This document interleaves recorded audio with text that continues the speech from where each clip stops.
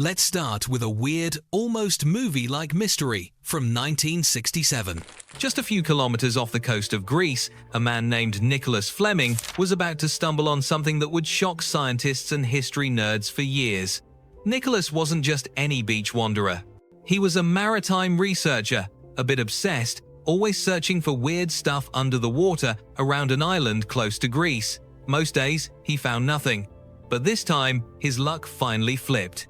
And, oh boy, it was about to change his life. Nicholas was out there diving, minding his own business, when he noticed something odd at about 13 feet below the water's surface. Some stones were just chilling at the bottom, but they didn't look like random ocean rocks. These were all lined up in regular patterns, not scattered like nature's mess. Perfect rows. And Nicholas, with his nose for weirdness, instantly knew these couldn't be natural. Curiosity kicked in like a hungry cat. He had to know more, so he dove even deeper, and that's when things got wild. Down there, Nicholas realized he was looking at the foundations of actual buildings. Yes, building stones, stretching out across thousands of meters. Not just a couple of bricks, whole sections, all laid out. At first, he had no clue what these were doing underwater. Was he about to discover a new civilization? Or did someone lose their entire city while fishing?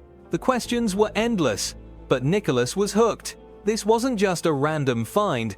He was looking at something extraordinary, something the world had never seen before. Of course, when you find mysterious underwater ruins, you don't just keep it to yourself.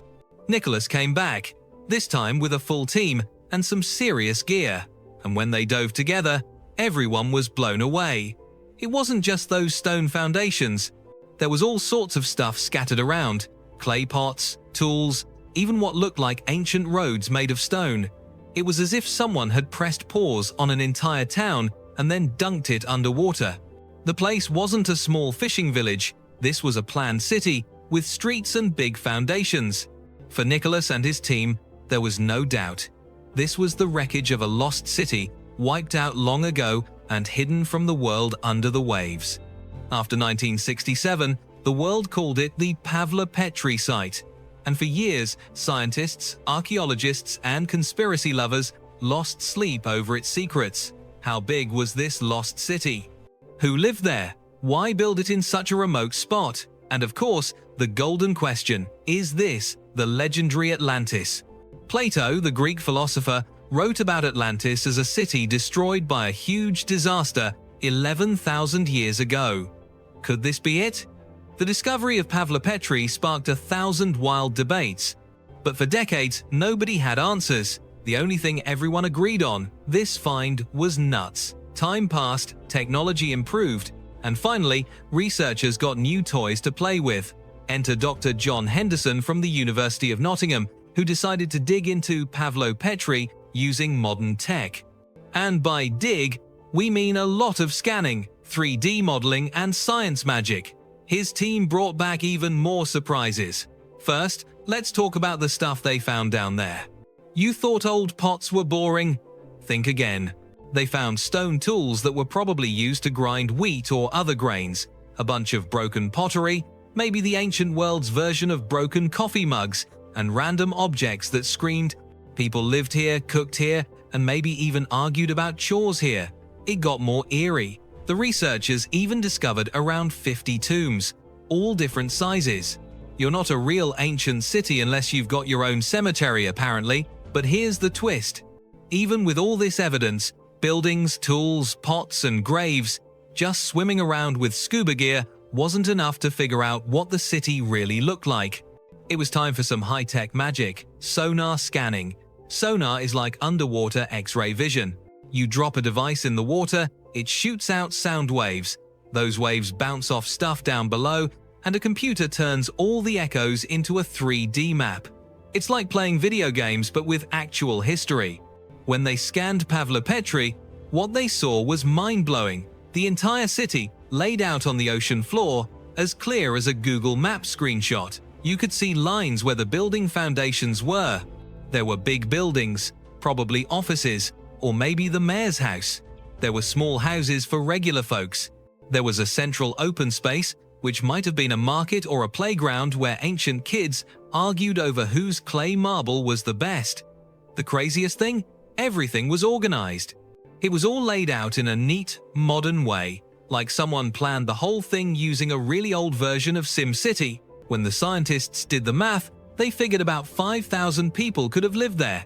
That's not just a random village, that's a bustling city by ancient standards. But the mysteries kept piling up. Who were these people? When did they live here? Why was their city underwater? Here's where things get interesting. The researchers found those famous clay pots and, with carbon dating, figured out they were 5,500 years old. In other words, the city dates back to the Bronze Age. Back then, humans were leveling up from simple huts to stone houses, and Pavlopetri was a full-on city, while other people were still figuring out how to roast marshmallows. Imagine seeing this city as it once looked: streets, houses, maybe even a town hall. Computer graphics recreated Pavlopetri, giving the world a first-ever peek at how it might have been before the ocean swallowed it up. The question remains, why did they build a city in such a remote place? Were they hiding from their mother-in-laws? Actually, the answer is a lot more practical. Pavlopetri was built at a location perfect for trading. It was like the crossroads of the ancient world. You could easily do business with people everywhere. The evidence? Loads of stuff found on the seabed points to one big thing. Pavlopetri was a manufacturing and trading hub. And what did they trade? Not gold, not weird spices, cloth, yep, fabric. Back then, making cloth was a huge business, and these folks were good at it. How do we know? All over the place, the scientists found special stones called loom weights. These were tied to threads when people made cloth, so the threads wouldn't get tangled. They found thousands of these things, and that only means one thing. Pavlopetri was the textile capital of the ancient world. The city made cloth and exported it all over. So, you could say Pavlopetri was the Milan of the ancient world, but with more fish. Now, every good city needs a dramatic ending. Pavlopetri's came fast and brutal. Something terrible happened, and it wasn't just a slow rise in water. If the sea level was creeping up, people would have grabbed their stuff and left. But what they found, broken pots, household items everywhere, shows nobody got out in time. The city was probably hit by a huge earthquake. The ground dropped, water rushed in, and the whole city disappeared under the sea in a blink. Overnight, a thriving business hub turned into an underwater ghost town. So, is this Atlantis? Plato wrote about a city destroyed 11,000 years ago by disaster, whose people thought they were gods. Pavlopetri is about 5,500 years old, and there's zero sign anyone there had superpowers or giant crystal pyramids. The timelines don't match. But if you squint hard enough, it's easy to see why people wonder. Pavlopetri is mysterious, dramatic, and completely lost for thousands of years. It fits the Atlantis vibe. But if this isn't Atlantis, where is the real one? That's the mystery that keeps people coming back. Let's be honest. Lost cities, sunken ruins, and tales of forgotten civilizations are everyone's guilty pleasure. Pavlopetri has all the ingredients: an epic discovery, secret lives, trade, mystery, and a disaster that wiped it out. You can almost imagine the people there, hustling to meet a cloth order for some rich guy across the sea, never knowing their city would end up as a playground for fish and a mind-blowing find for future explorers. What makes Pavlopetri even cooler is how much we're still learning. Every time someone scans or digs, they find something new. The city keeps its secrets close. Historians dream of finding Atlantis. Meanwhile, Pavlopetri sits quietly, giving us real clues about the ancient world. No legends needed. Maybe that's the real magic. Sometimes, the truth hiding under the waves is stranger and more fascinating than any story about lost continents. Pavlopetri teaches us that the ocean is not just water and fish. It's history's secret vault, stuffed with the remains of people who were just as smart, ambitious, and maybe a little dramatic as we are today. Who knows how many more cities are hiding down there, waiting for someone like Nicholas Fleming, a random diver, to spot a weird rock and change history. So, next time you're at the beach, skipping rocks, maybe take a look underwater. You never know, maybe there's another Pavlopetri, or even the real Atlantis, just waiting to be found. Or maybe you'll just find some broken pots and a grumpy crab. Either way, adventure calls. And history always has more secrets to spill.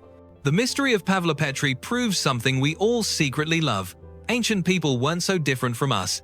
They wanted good homes, a nice market, cool things to buy and sell, and a place to hang out with friends. Their story ended suddenly, but thanks to curious explorers and a little tech, they're not forgotten. Is Pavlopetri Atlantis? The jury's still out. But does it really matter? This lost city, found in the ocean, is fascinating enough on its own. And who knows, maybe somewhere deep below the waves, Atlantis is waiting for its own close-up. If you're as intrigued by underwater mysteries as we are, don't forget to dive into more discoveries, share this wild story, and keep hunting for the next big secret hidden beneath the waves. History is out there, under the sea, just waiting for someone curious enough to look.